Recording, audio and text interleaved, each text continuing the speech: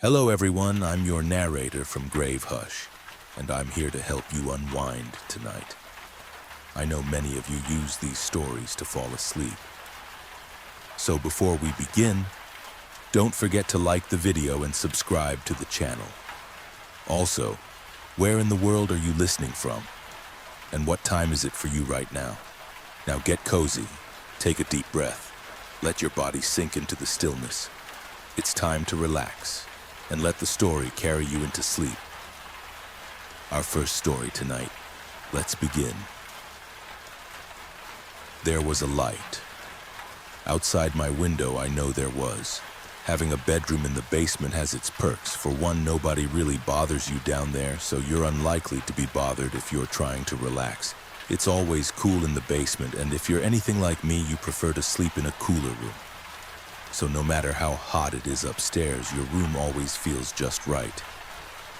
Sure, it can feel a little creepy at times, but when I was 17, I was really lucky.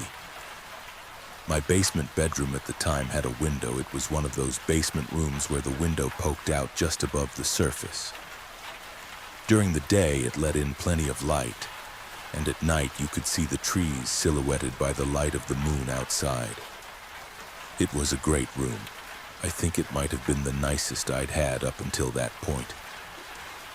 My bed was in a perfect position to look out the window while I would fall asleep, and the paint job of the room made it feel bright and spacious. White, but not a stark, austere white, almost a creamy color. Everything began one night in the early spring of my grade 11 year. I had been going to sleep the same as always. About 11:30 at night, falling asleep to a YouTube video on my phone. I had school the next morning, so the video was something I wouldn't want to stay up for. I think it was a top 10 list, something mundane enough to put me out like a light. As my eyes closed, I could feel sleep starting to take me over.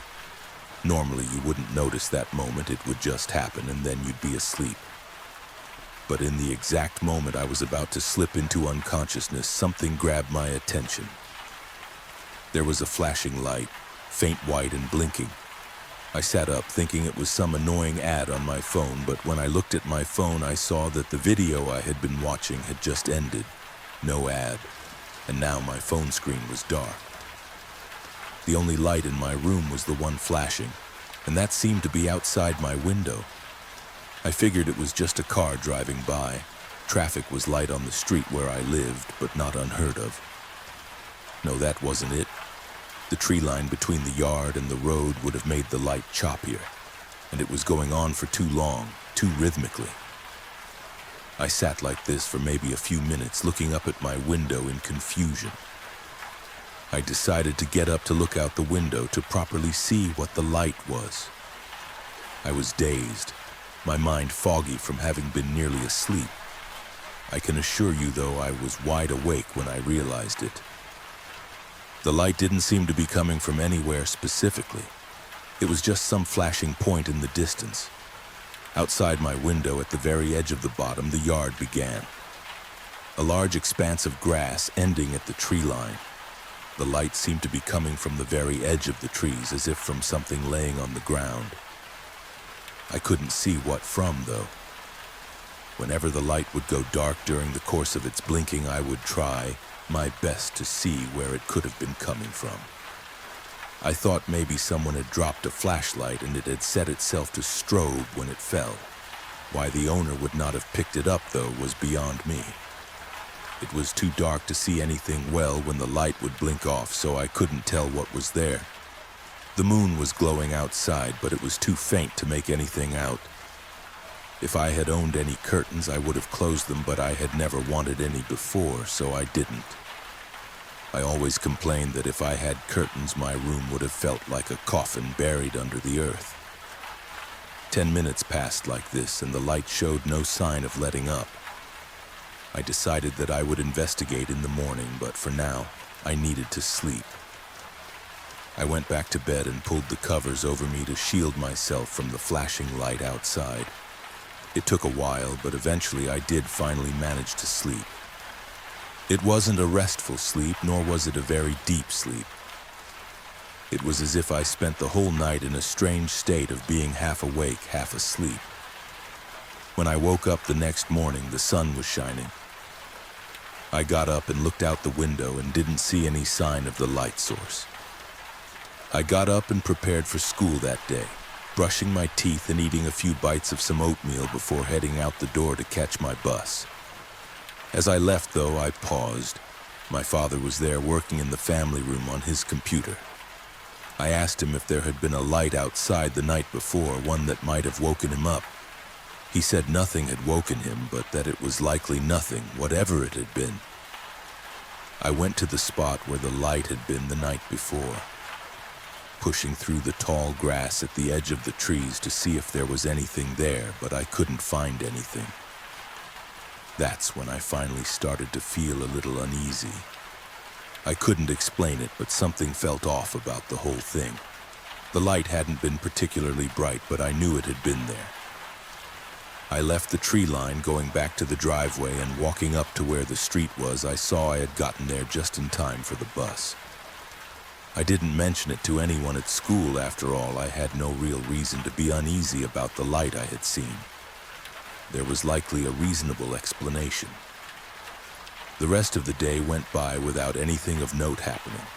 Classes, lunch with friends, a pop quiz in history. I got back home around 3 that day and went to my room to do homework. I was starting to feel better about the night before, figuring it to have just been a dream, or at least, if it was real, something unimportant. As the darkness of night arrived, though, my concern was awakened. I held off going to my room that night till I knew I had to go to bed to try and sleep. I put on another video, something light and cheery, sure to let me drift into sleep with peaceful, happy thoughts. It took a long time, though. It must have been 1 in the morning when I could finally feel sleep claiming me. Just like the night before, though, just on that edge between awake and asleep, the light started again. I got up immediately from my bed and looked out. It was closer now, halfway across the yard, pointing directly at my window. This time I felt truly frightened. I had no idea what this was, if it was some kind of prank or what, but I didn't feel safe. I ran upstairs to my father's room, which was on the same side of the house as my room was, and woke him up. At first he seemed annoyed, but as I explained it, he realized how upset I was and got up to check outside of his own window to see if anything was there. He pulled his curtains aside and looked out into the now pitch-black night. Nothing was there now, and he tried to comfort me, saying it was some kind of crazy nightmare. I reluctantly went back to bed, and the light was no longer there. As I lay down, though, it flashed once before going out for the rest of the night. I didn't sleep at all. I got up, got dressed, and went to school. I made my dad take me to buy curtains that afternoon. That night, I drew the thick shades closed and laid down once more to try and sleep. No YouTube for me this time. I felt sleep coming over me, and in that moment I felt the briefest of reliefs, thinking I would finally sleep properly. That's when the scratching started. It was subtle, quiet, almost as if it was not there. But it was there and was enough to wake me up fully. I jolted upright in my bed, head pointed at the covered windows. It was a slow, agonizing sound, like nails slowly dragging down a chalkboard. Every few seconds it would stop, presumably having reached the end of the window, only to start up again. I felt sick to my stomach. My head was pounding as fear slowly gave way to terror. I had to think of something. If the night before had taught me anything, I knew going to my father would do nothing. I stood up slowly and turned on the light in my room. Once the light was on, the scratching continued, but now there was a thumping. It was as if when whatever was making that noise would begin again. From the top of the window now it would thrust its hand at the window, banging it before dragging itself down again. Of course, guessing it was a hand was just me trying to guess. I had no real way of knowing what was out there. In a moment of clarity, I decided I needed to know what was out there. I reached out before I could convince myself otherwise and opened the curtain. Whatever had been making that sound was gone, replaced now by only the blinking light. It was closer now, the light directly outside of my window, and with every blink it now shone so brightly that the world around it disappeared. I went to grab my phone only to find that it was dead now, the charging cord seemingly having been knocked out of the port. That ruled out filming it. As the light continued to flash, a thought crossed my mind. I grabbed a notebook and began writing. I was recording the length of each flash. Perhaps it was Morse code or something. Either way, I couldn't just sit here and watch it again. I needed to start being proactive. I took note of the flashes. For maybe an hour, I had lost all sense of time. My phone was plugged in now, but it wasn't charging for some reason. I didn't care now anyway. I had decided that whatever this thing was, it didn't want others seeing it, and was making sure I couldn't use my phone to show anyone.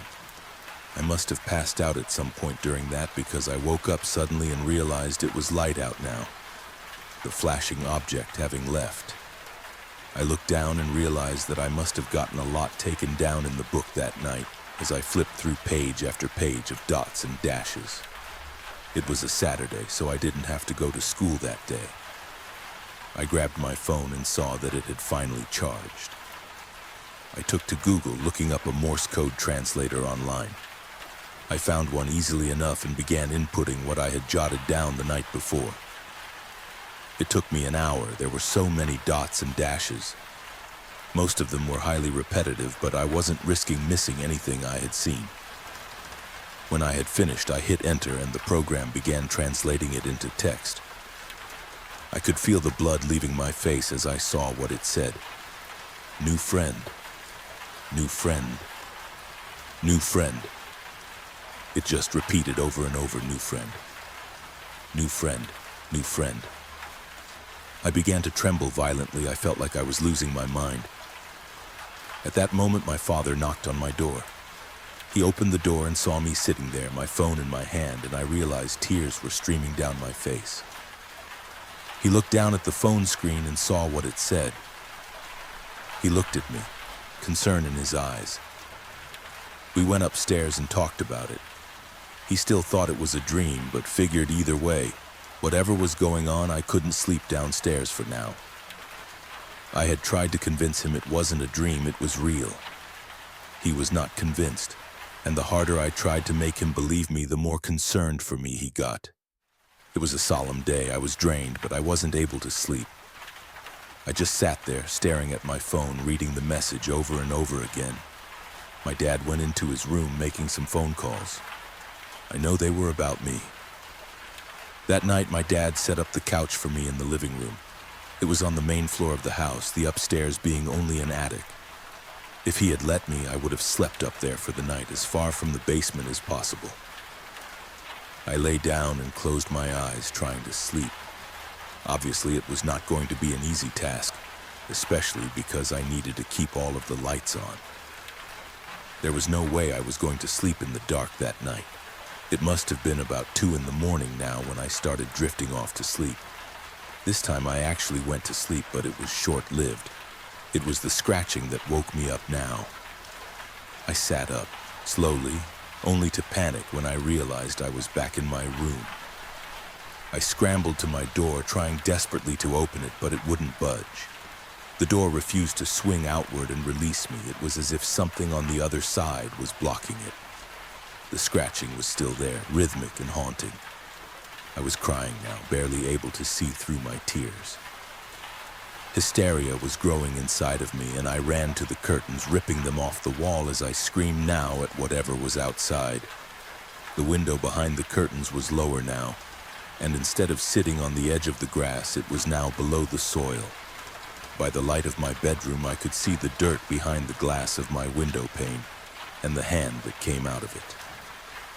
The hand jutted out from the dirt, pushing soil aside around it as it lifted itself up to the top of the window to drag mud-caked fingernails down my window. I curled up on the ground, rocking back and forth, going between sobbing uncontrollably and screaming at the top of my lungs. As the hand scratched at my window, The light in my room started blinking out that same cursed message from the night before. New friend, new friend. It felt like days passed like this, me rocking and panicking, the hand scratching and the light blinking. The rhythm never changed, the same cursed message blinking in the light, the same slow scratching against my window. My voice grew hoarse, turning to a raspy wheeze of dread as I lay there, my eyes trying and failing to close tight enough to prevent seeing the light go on and off. I must have passed out eventually. When I woke up, my father was shaking me, holding back tears as he looked down at me. I could see in the reflection of his glasses I was covered in dirt. We moved out shortly afterward. We had to. With the cost of my therapist, we couldn't afford the rent there. We moved into a small apartment in the city. It was on the 12th floor of the building, high above the ground. It wasn't very nice, but it was cheap. Luckily for me, it is very far from the basement of the building. My therapist has tried to diagnose me. They throw all sorts of terms around, but I never really listen. I know it was real. I know it was. I still sleep with my lights on. From time to time, I wake up outside of the door to the basement downstairs, seemingly stopped from going down only by the sturdy padlock on it. I am afraid that one day the padlock will not stop me. That one day I will be under the earth once again with whatever the thing outside my window was attached to that vile hand, looking for its new friend. Story 1 ends here. Now, let's begin story 2. Midnight Madness. We held a Midnight Madness sale roughly once a year at McPhee Audi. If you don't know what that is, plenty of stores do it. We keep the dealership open until midnight and run some special deals to drum up business. There's music and food to draw people in too. I actually kinda hated it. I get the point of it, I really do. But I don't get why it had to be a mandatory thing. Who's out there at 11:45 p.m. on a Friday night going, "You know what I need to do right now? I need to buy a fucking car." We weren't exactly a high-traffic dealership. We were located roughly an hour outside of Edmonton on a fairly quiet highway without much else around us. It just seemed like a stupid gimmick for the sake of a stupid gimmick. But unfortunately, Terrence and Andy liked stupid gimmicky sales. I'd been working at McPhee Audi for about 3 years, and I can honestly say Terrence and Andrew McPhee were the worst employers I'd ever had. Terrence was in his late 70s and didn't really have anything else aside from the dealership. So he spent most of his retirement bumming around, hovering over salespeople's shoulders to try and pass his sage advice on to them, most of which was downright ridiculous. Don't show them the Carfax report. They don't need to know the history of a vehicle. No matter what, a used car only had one owner. Always round the odometer down. Never mind the fact that his advice had gotten us audited by AMVIC before. He was convinced he was right about everything at any given time for no other reason than because he'd been in car sales for 40 years. His son Andy was much somehow worse. Despite having the cushy position of general manager, Andy didn't actually do anything at the dealership. His dad was more of a manager than he was, and he was retired. Andy basically just spent most of his day in his office with our internet sales manager, a guy by the name of Reese French, micromanaging vehicle descriptions, most of which he generated using ChatGPT, and giving Reese new landing pages to build. Andy loved his landing pages. To his credit, he was adamant that digital marketing was important, but he just went about everything in the stupidest way possible, building a landing page for every single possible thing that came to mind, never asking what value it actually brought to the website. He acted as if we were some high-traffic, cushy downtown dealership as opposed to a middling luxury car dealership an hour outside of Edmonton. He used to waste money on some cushy ad agency to write all the copy for him, but once ChatGPT came along, that went out the window, and unfortunately that was in fact the closest thing to an intelligent decision I ever saw him make. He and Reese loved AI. I swear to God, it did more work at the dealership than either of them combined. Hell, they generated the landing page for the Midnight Madness sale, the website banners, the physical banners, and even the radio ad with AI. It all looked and sounded exactly as bad as you think it did. I'm ranting at this point. I'm sorry. I had a lot of grievances about that place. I only really stayed for the money. But I was hoping I'd find something better soon, and I never wanted anything like what happened. God, I'm still not sure how to describe it. I'm not sure if I'm crazy or if what I saw was real, and I'm honestly not sure which would be worse. On the night of the Midnight Madness sale, there were 9 of us at the dealership. Terrence was hovering around trying to feel important. Andy spent most of his time outside on the grill, cooking hot dogs for customers who'd by that point mostly stopped showing up, and our sales manager, Jason Cale, was in his office going through the paperwork for the sales we'd made that night. Most of the salespeople were sort of just sitting around, snacking on free hot dogs and waiting for someone to come in. Kathy Nice was on her phone, playing some game she'd downloaded that currently took up way too much of her time. Tony Moss was out having a smoke break while Sheena Douglas and Reese had been moving some of the cars we'd put out front back onto the lot. I remember Sheena complaining about having to be the one to move the cars, but that was pretty normal for her. Sheena complained about a lot of things. She was one of the newer hires, and I'd really hoped she wouldn't be sticking around. Just looking at her gave me a headache. She was somewhere in her late 30s but had neon pink hair, wore tight, low-cut dresses that any reasonable dealership wouldn't have tolerated, and obnoxiously high fuck-me heels that were more or less useless for walking around the lot. She was rude too, treating everyone else like they were beneath her. And yet somehow Andy and Terrence let her get away with it. Everyone knew why. As the night wound down, I was up in the office with my boss, Janet McMahon. I actually didn't mind Janet. She was a little bit of a control freak, which got on my nerves sometimes, but she mostly meant well. We were handling some of the paperwork on our end for some of the sales we'd made that day. All in all, it had been a good night, or as good of a night as being stuck at work from 9 a.m. to midnight could be, although I was more than ready to head home. The upstairs office space had a balcony that overlooked the dealership's showroom, so I could still see and hear what was going on down there while Janet and I worked, and I could hear Sheena and Reese coming in from moving the cars back. "Something's smoking out there," I heard her saying. "Maybe an engine or something?" "What do you mean, smoking?" I heard Jason ask. "Look, you don't see that? Something's smoking out on the lot." I gravitated closer to the balcony out of curiosity. Sure enough, I could see smoke rising from the used section of the car lot. "We weren't moving anything over there," Reese said. "Not sure what the hell's going on." Jason seemed to swear under his breath before going to the door and opening it. "Go grab the fire extinguisher," he said. "Have a phone ready in case we need to." He trailed off as he heard a faint sound in the darkness. It was hard to hear it clearly from where I was, but I heard enough. It sounded almost like a baby crying. It sounded distant, but there was no mistaking it. It sounded exactly like a crying baby. Jason looked back at the others. By this point, Kathy and Tony, who'd just come in from his smoke break, had come over to investigate too. "Is that a fucking baby?" Tony asked quietly. "What the hell is that?"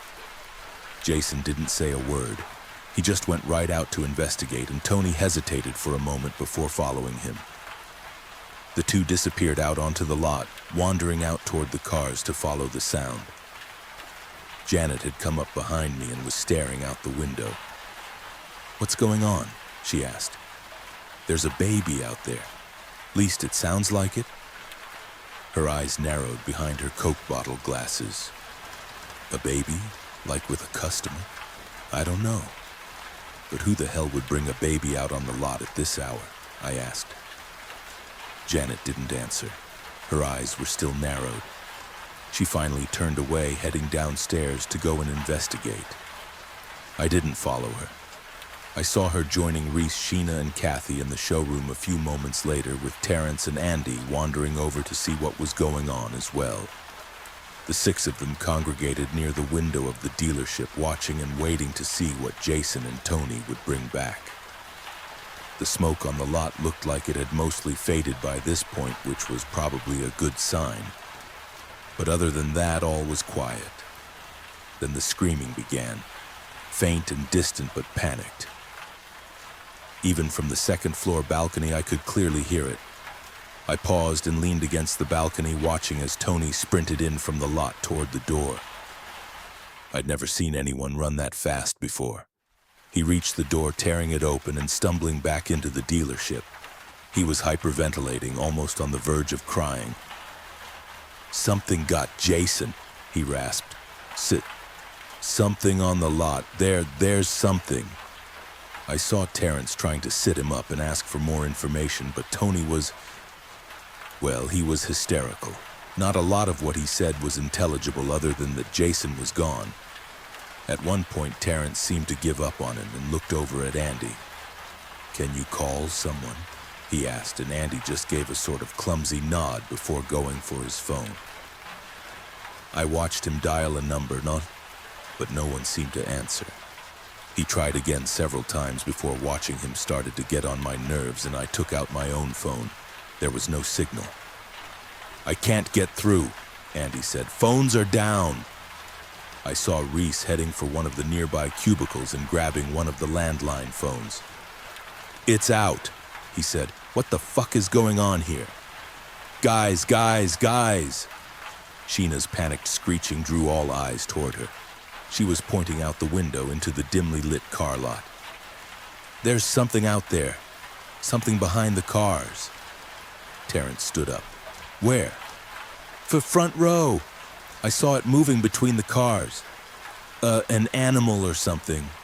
Terrence shuffled closer to the glass, staring out onto the lot, but there was nothing to see. Just cars under the LED light poles. "I don't see it," he said.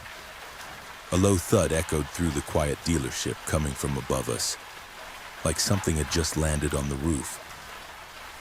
All eyes turned upwards. The roof of the dealership was high above us, with metal trusses spanning horizontally across it for support, and air ducts winding between them to keep the showroom cool. The actual roof was simple corrugated metal, sturdy, but when it rained you could hear it pounding on the roof. It was actually kinda calming. Something was up there now. We could hear its footsteps as it moved across the roof. "The hell is that?" Terrence asked softly. Tony had gone quiet, but even from the balcony I could see the look of complete and utter terror on his face. "Oh God," he stammered. "Oh God, oh God." Terrence's brow furrowed. "What the fuck is this?" he asked. He looked over at Tony. "This some kind of joke?" "What?" Tony looked confused. "You and Jason, are you two putting on some kind of prank?" he asked. "That is?" "That's Jason on the roof, isn't it?" "No," Tony insisted, and judging by the tone of his voice, he was either completely serious or a fantastic liar. I wasn't entirely sure which myself. The footsteps continued to echo across the ceiling as whoever, or whatever, was up there walked across it. "That wasn't Jason I saw outside," Sheena said. "There's something else out there." "Oh yeah, sure, 'cause you're in on it too." Terrence scoffed. "I don't believe this. We're in the middle of a sale here and you're all fucking around playing games like a bunch of kids. We could have customers here. You really want to risk doing this in front of a customer?" "You two both know better. This is not a fucking joke." "Yeah, sure. You really think I'm falling for this shit? 'Cause I'll tell you something, and I'm gonna tell it to you right now. I did not fall off the goddamn wagon yesterday." "Terry, I am not fucking around," Tony snapped, but Terrence ignored him and headed for the door. "Don't," Tony warned, but Terrence wasn't listening. He stepped out onto the lot and looked back up toward the roof. "Jason, get the fuck down from there, whatever," I'm not... His voice trailed off as he stared up at the roof, and I could see his brow furrowing as he saw something, although I wasn't sure what. His eyes narrowed, then widened as something dove down off the roof and landed on him. I could hear Terrence scream as the creature tackled him to the ground. God, that scream, terror and pain all in one. And moments later it was drowned out by the shrieks of the others. Sheena was the loudest, screeching like a banshee as she stumbled away from the window. Her obnoxious fuck-me heels caused her to collapse back onto the ground. The thing on top of Terrace bit at him, although I could see him beneath it, struggling to fight it off. At a glance, it looked sort of like a large bird, although birds weren't usually 4 feet tall. This thing had to be around 4 to 5 feet tall, and it had a long feathered tail stretching out behind it. Its body was covered in sleek black feathers like a crow's, although the tips of its wings were bright red.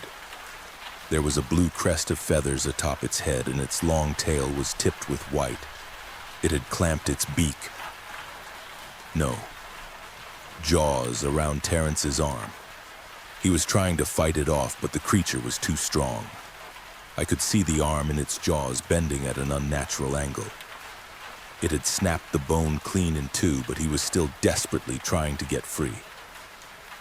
The creature planted one clawed foot on his stomach, a foot tipped with an all-too-familiar sickle-shaped claw. That was when I realized I'd seen this creature before, not in real life, but in the books and the toys my nephew liked. The thing that was killing Terrence was a fucking dinosaur. That was a goddamn raptor. The claw plunged into Terrence's stomach. He shrieked in pain as it ripped him open. And from between the cars on the lot, I could see 2 more identical creatures emerging from the darkness. There was a whole pack of them. One of them lunged for Terrence's head, closing it in its jaws. His screams grew louder. He desperately tried to struggle as the first raptor tore his arm off completely. Nobody helped Terrence. Nobody was that brave. We could only watch in horror as the raptors tore him apart. And looking back at that moment, I genuinely could not tell you when he stopped struggling. For a moment, we all stood in stunned silence, trying to process the impossible we were looking at. Andy was hyperventilating, and for once I honestly didn't blame him for standing there, useless. He just watched his own father get torn apart by fucking raptors. What the hell was he supposed to do?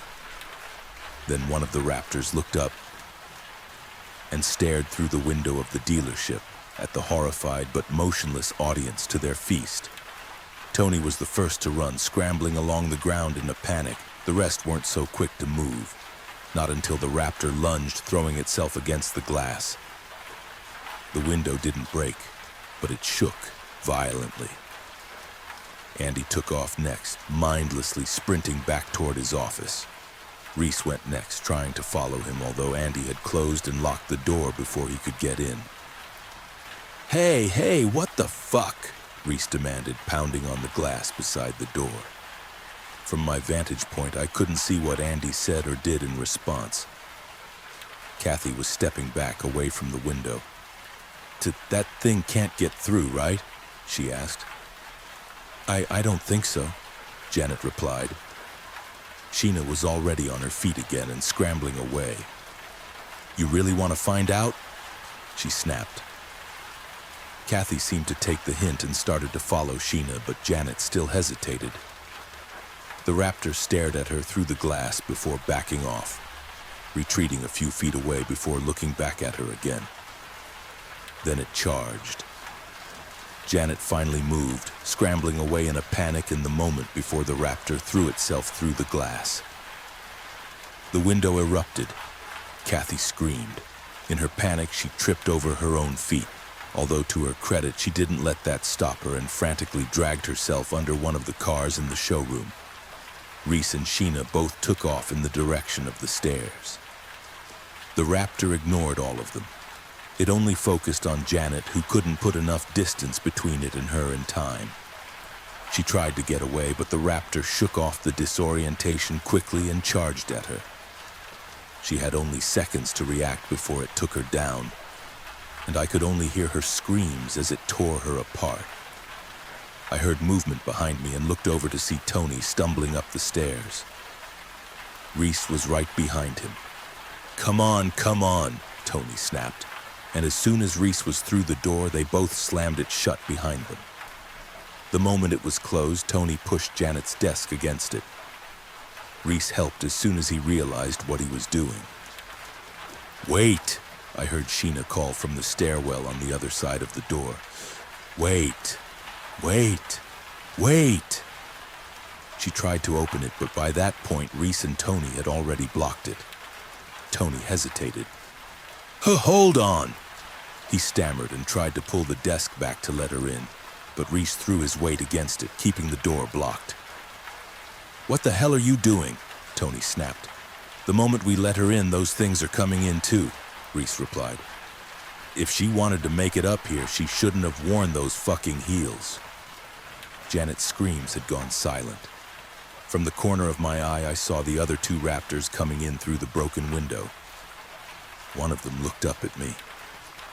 The sight of it made my blood run cold. For Christ's sake, just let her in, I said, looking over at Reese. I rushed over to try and help Tony pull the desk back. I may not have liked Sheena, but I sure as hell didn't want her to die. Reese pushed me away, knocking me to the ground. You want to get fucking eaten, Abby?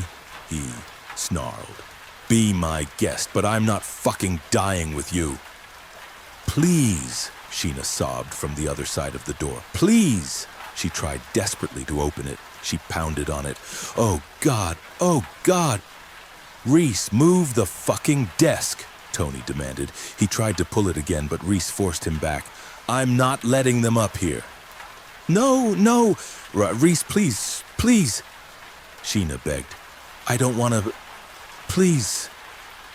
Oh God, Reese, please. The terror in her voice told me everything I needed to know. Sheena wasn't alone in that stairwell anymore. Reese, please. Her panicked cries turned into an anguished shriek. I could hear the struggle on the other side of the door as Sheena was dragged down the stairs, sobbing and screaming. My hands pressed to my mouth in quiet horror as we listened to Sheena's death, every ugly detail of it. Reese just stood there in silence, closing his eyes as if that might block it all out, and Tony just glared daggers at him the entire time. He lunged for Reese, grabbing him by the shirt and pinning him to the wall. What the fuck is wrong with you? He hissed. I just saved our lives, Reese replied, although there was a tremor in his voice. Tony just grimaced in rage. I should throw you over the fucking balcony, he said, and Reese had no response to that. He looked over at me as if I might take his side, but I just avoided eye contact with him. As far as I was concerned, he'd just murdered Sheena. I could hear the sound of shattering glass on the first floor, followed by Andy's shrieks as the raptors broke into his office. My entire body tensed up as I listened to them ripping him apart. My breathing had gotten heavier. I didn't remember the last time I'd been so fucking scared. 5 minutes ago, there'd been 9 of us in this dealership. Now there were only 3. No, 4. I remembered how Kathy had crawled under one of the cars. Was she still there? Could we get to her? I crept back over toward the balcony and peeked over, careful not to let the raptors see me. I could see 2 of them, both of them next to Andy's office, nowhere near the car Kathy had hidden under. As far as I could tell, she was still down there. I wanted to call out to her, but thought better of it. I didn't want to risk those things hearing me. One of the raptors wandered away from Andy's office, while the other one climbed back in through the window. The wandering raptor sniffed at the air before making its way toward the car Kathy was under. I saw it open its mouth, but the sound that came out made my stomach drop. It sounded like a man speaking. All clear. The raptor looked around. All clear. The voice almost sounded perfectly human. The pitch was a little off, but if I hadn't seen it come from the fucking raptor, I would have thought it was a person. All clear. It called again. And from the stairwell, I heard a different voice. Sheena's voice. Reese! Tony and Reese looked over toward the door. Reese, please! What the fuck? Reese asked, but Tony kept him pinned to the wall. Don't! He said, don't touch that door. It's not her. Reese, please! All clear, called the voice from the showroom. Tony and I exchanged a look. He finally let Reese go and crept closer to me, looking over the balcony to watch as the raptor patrolling the showroom spoke in a man's voice. It was standing a few feet away from the car Kathy was under now, and the other raptor had come out of Andy's office and was stalking toward the car as well. They knew where she was. I had to think fast. I had to think of a way to save her. I glanced over toward my desk. There was a hole punch sitting within arm's reach. I grabbed it and without thinking hurled it as far as I could. It hit one of the cars in the showroom, bouncing off the hood and landing on the ground with a clatter. Both raptors looked over in that direction.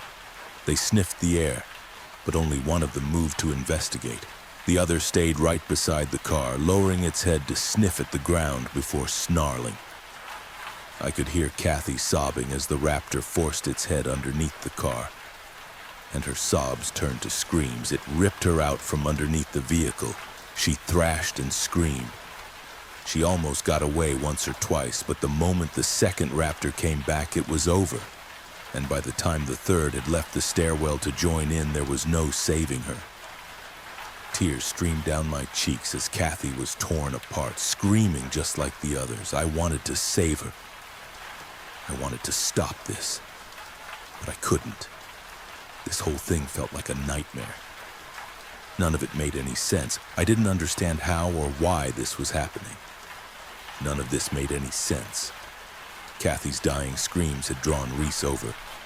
He looked over the balcony and grimaced before ducking down beside us. Tony glared daggers at him but didn't say much else. Instead, his attention shifted toward the door to the nearby boardroom. He nodded his head toward it, and the message was clear. We'd be safer there. He put a hand on my shoulder, urging me to go first. I started to go, but Reese cut me off, grabbing my desk to pick himself up. Quietly, Tony warned, although it didn't make much of a difference. Something crashed against the wall behind me. Reese spun around and I saw his eyes bulge with terror as one of the raptors lifted itself up onto the balcony. It must have used one of the cars to get up there. FUC-. The raptor lunged before Reese could finish that sentence, tackling him to the ground. Its hooked claws buried themselves in his stomach as its jaws snapped shut around his head. He shrieked in agony, but to be honest, I can't say I cared that much about his suffering. Tony and I moved, bolting as fast as we could toward the boardroom. From the corner of my eye, I saw a second raptor climbing over the balcony, and I waited for the feeling of their claws and teeth digging into my body, but it never came. Tony and I stumbled into the boardroom, and he slammed the heavy wooden door shut behind us, pinning his body against it as the raptors tried to force their way in. This time, without luck. "Help me block it," Tony said, and I wasted no time in grabbing whatever I could. The table was too heavy to move, but there was a storage closet we used for records and office supplies. There were a few heavy boxes in there I was able to stack up by the door to keep it from opening. The raptors pushed against the door, but the boxes held it shut. Tony still lingered close to it, terrified that it was still going to open somehow. Outside, Reese had gone silent. Not that I missed him. I could hear movement, something sniffing around. Then I heard a voice. "All clear." A pause before the raptor tried again. "All clear." Then silence. Tony squeezed his eyes shut before looking around as if he could find a way out of this. His eyes settled on the boardroom windows. They looked out over the showroom, and I could see the gears in his head turning. He reached into his pocket, fumbling around with something before grabbing a pair of car keys. They were from our inventory, and he stared at the tag on them for a moment before giving a nod. "A 121, he said under his breath. "A 121. That was a Q7 in our showroom. It was an SUV. I'd seen Tony showing it off to a customer a little while ago.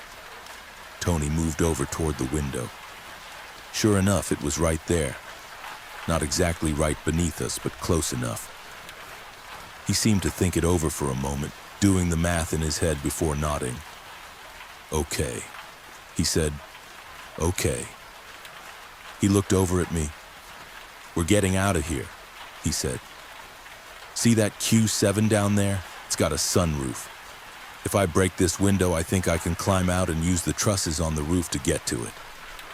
Then all I need to do is drop down, and I should be able to get inside before they get to me." "I'm sorry, you want to go back to the showroom?" I asked. "We need to get the fuck out of here," Tony replied. "We can't call for help. Everyone else is dead. No one is coming, not until the morning at least. Do you really want to take your chances?" I wasn't entirely sure. Tony took a few other sets of keys out of his pocket. "I can hit the alarm on a few cars out on the lot. That should draw them away," he said. "I'll break the window, hit the alarms, and then go for it. Once I make it to the car, you can follow me. I'll open the sunroof. It'll be easier for you to get in." I just shook my head. No, I'm not going out there. The moment you get to the car, they're going to be right on top of you. You open the sunroof and you're dead."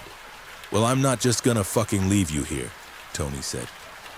"You really want to stay behind, Abby?" I didn't.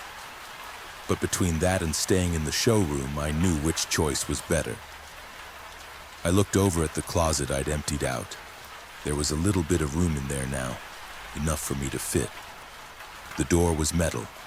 The raptors probably wouldn't be able to break through. "There," I said. "If you want to try and get help, I'll be in there." Tony didn't like it, but he didn't argue. He smoothed down his hair and sighed. "Fine," he said. "I'll be back as soon as I can, okay?" I nodded. He put a reassuring hand on my shoulder before heading back to the window. I saw him hit the button to unlock the SUV. Then he picked up one of the chairs by the conference table and threw it clean through the window.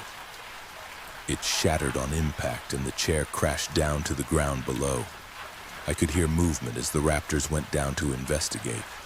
While they did, Tony took one of the other sets of keys out of his pocket and hit the car alarm. Out on the lot, one of the car horns went off, blaring out into the night. It would have been a great way to call for help if there were any other buildings around us. Through the window, I saw two of the raptors going out through the broken window to investigate. "Gotcha," he said under his breath. He gave me one last look, silently making a promise. He was going to come back for me. Then I saw the movement through the window behind him, a shape climbing on one of the trusses on the bottom of the roof. One of the raptors. I didn't get a chance to scream, but the look on my face must have given everything away. Tony looked back to see his death clinging onto the truss just outside of the window. It looked back at him before leaping. It landed on the edge of the window and started to pull itself in. Tony let out a startled cry and stumbled back a step as the raptor lifted itself into the conference room. He grabbed one of the chairs to throw at it, but by the time he'd picked it up, the raptor was already inside and closing in on him. I heard him scream, but I didn't watch. I just bolted for the storage closet and pulled the door closed behind me. I gripped the doorknob tight, hoping to whatever God might be listening that they wouldn't be able to open it. Tony screamed behind me, and in the darkness of the closet, his dying screams were the only thing I had. But when the silence finally came, it honestly felt a little worse. I could hear the raptor outside. I could hear it sniffing around the closet. It knew where I was. It pushed against the door, and I couldn't stop myself from letting out a strangled sob. The raptor chirped. I could imagine it standing just outside, head tilted as it tried to figure out how to get to me. I could hear movement as another raptor came in through the window. Then I heard a voice. "Please." Sheena's dying cries. "Reese, please." When that got no response, they tried another noise. I could hear the sound of a baby crying, a perfect imitation of a baby's cry. And when that got no response, they tried more. "No, please, no," I heard Andy say. "Please, no, please, no." "All clear," said an unfamiliar man's voice. At one point, I heard the sound of a fire alarm. The raptors gently nudged the door. I felt one of them trying to move the doorknob and gripped it tighter, although they couldn't seem to get a solid grip on the smooth metal knob. And when they finally gave up, I felt no reassurance. I knew they were still there. For what felt like hours, we sat in silence, waiting to see who would break first, me or them. They sat patiently outside the door, the only evidence of their presence being their soft breathing. I cried, knowing deep in my heart that I wasn't going to leave this closet. They had me. This was just delaying the inevitable. Then, finally, there was another noise. The raptors were moving. I don't know how much time had passed, but they were moving again. I heard them going out through the window, or at least I thought I did. How could I be sure that wasn't a fake out or just another sound they were making? I kept the door closed even as I heard the two of them drop to the ground below. Even as the true silence sank in, I kept the door closed and I held it closed. That was the only reason I survived. "All clear!" That voice pulled me out of the doze I'd been slipping into.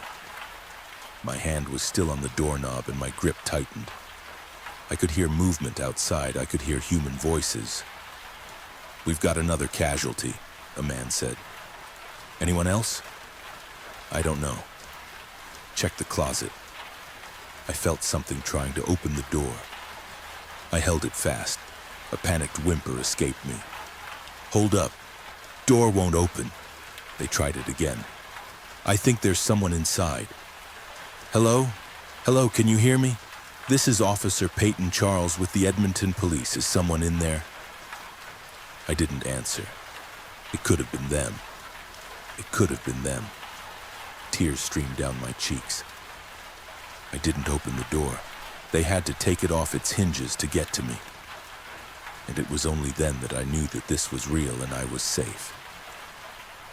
Addendum by Dr. Lana Bloom.